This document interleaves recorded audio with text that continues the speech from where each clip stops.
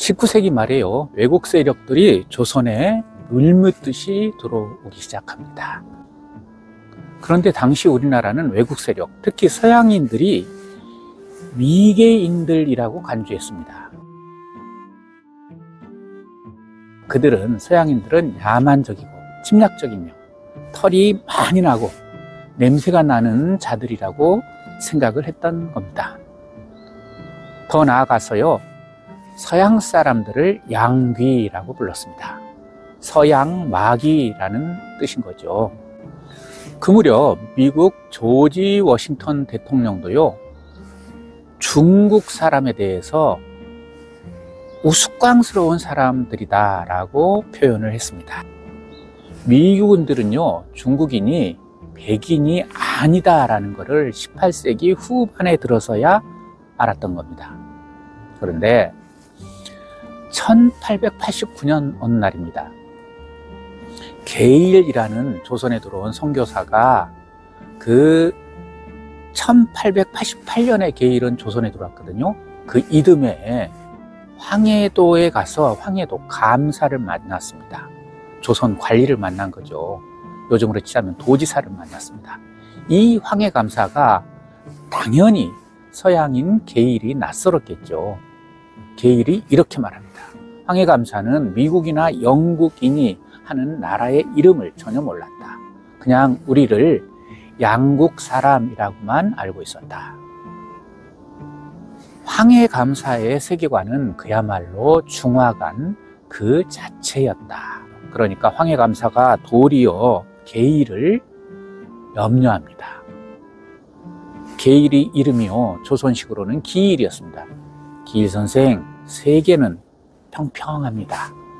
그 평평한 땅 중앙에 중국이라는 대국이 자리하고 있습니다. 그리고 우리 한쪽으로 외국이 있습니다. 외나라인 거죠. 그거를 외국이라고 합니다.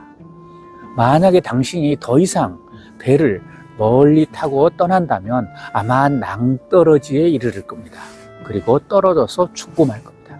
그러니 당신은 늘 조심해야 합니다. 라고 말했습니다. 조선과 중국에서 멀리 있는 인정은 모두 야만인입니다. 그들과 결코 대화해서는 안 됩니다. 라고 황해감사가 얘기를 합니다. 게일이라는 사람은요, 언어에 능통한 선교사였습니다. 그래서 한국 문학인 춘향전과 구운몽 등을 영어로 번역해서 외국에 소개할 정도였죠. 그가 1988년 부산에 도착해 한양으로 올라오는데요, 한양에 거의 다 다다라서 지금의 구로구 오류동의 오리골이라는 마을에서 한 한옥에서 잠을 잤습니다. 그런데 그가 이런 기록을 남깁니다.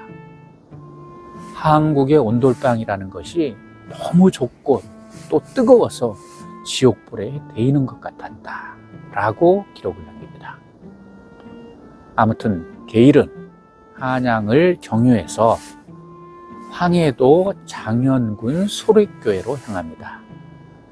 이미 조선인에 의한 첫 교회가 황해도 장현군 소래교회였습니다. 게일은 그곳에 머물면서 조선어 성경 번역을 합니다. 그러면서 황해감사를 만났던 겁니다. 또 한 사람이 있습니다. 펜윅이라는 캐나다 출신의 선교사였습니다. 그도 그 무렵에 조선에 왔습니다. 이 펜윅이라는 인물은요, 대부분의 생을 한국에서 보냅니다. 그런데 이 펜윅이 캐나다 동부에 있는 고향에서 어린 시절을 보낼 때 그가 다니던 교회 목사님이 세계 선교를 위해서 기도를 했던 모양입니다. 그러면서 조선이라는 나라를 거론했습니다. 그 펜윅의 고향교회 목사가 이렇게 기도했다고 합니다. 주여, 조선이라는 미개한 나라가 있습니다. 태평양 한가운데에 있는 조그만 섬나라입니다. 그 섬나라 조선을 위해서 기도하오니 이러더랍니다. 그런데 정작 펜윅은 태평양 한가운데에 있는 조선이라는 나라로 담임 목사가 말했는데 페닉 자신은 지중해에 있는 섬나라, 작은 섬나라가 조선이라고 잘못 알아들었다고 합니다. 그 페닉 선교사는 훗날에요, 조선 사람이 다 됐습니다. 그래서 한복을 입고 다니고 한국 음식을 먹었습니다. 그런데 그가 백인에 대한 비상함과 경멸스러운 얘기를 합니다. 백인에 대해서, 자신이 백인이면서, 백인은 거칩니다. 또 교만합니다. 자신을 어떻게 숨겨야 할지를 모르는 사람들이에요. 냄새가 나는 사람들입니다. 이렇게 얘기를 합니다. 아마도 평생 조선에 살면서 백인들의 제국주의 양상을 보았기 때문이 아닐까 생각됩니다. 서양인들에 대한 경고였겠죠. 동양적 세계관에서 그들은 침략자임에 분명했으니까요. 어찌됐든 조선은 20세기가 다 되었는데도 답답하기 이를 데 없는 나라였습니다. 1896년, 즉 대한제국이 출범하기 이전에 근대적 나라로 가기 위해서 학부라는 것을 만듭니다. 그리고 그 학부 대신이 신기선이라는 인물이었습니다. 그가 교과서를 냅니다. 아주 근대적 교과서였죠.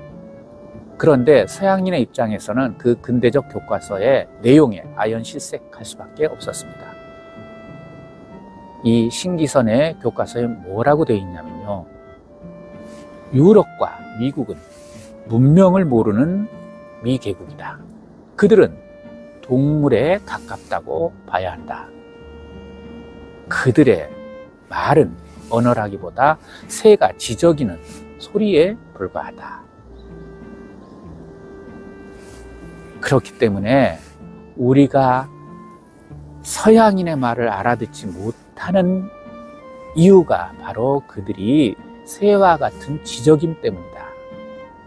그들은 종교가 있는데 기독교라고 하는 것이다. 그 기독교는 야만과 오류와 미순으로 가득 찼다. 주목할 만한 가치가 전혀 없다. 라고 교과서에 기록합니다. 그러니 1896년, 7년 무렵에 조선인들 관리의 세계관이 이랬다라는 겁니다.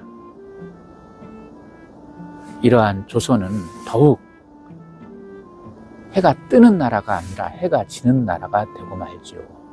그 상황에서 결국 일제의 침략이 본격화되는 거고요. 바로 그 무렵에 서양 선교사들이 조선으로 밀물듯이 들어왔던 겁니다.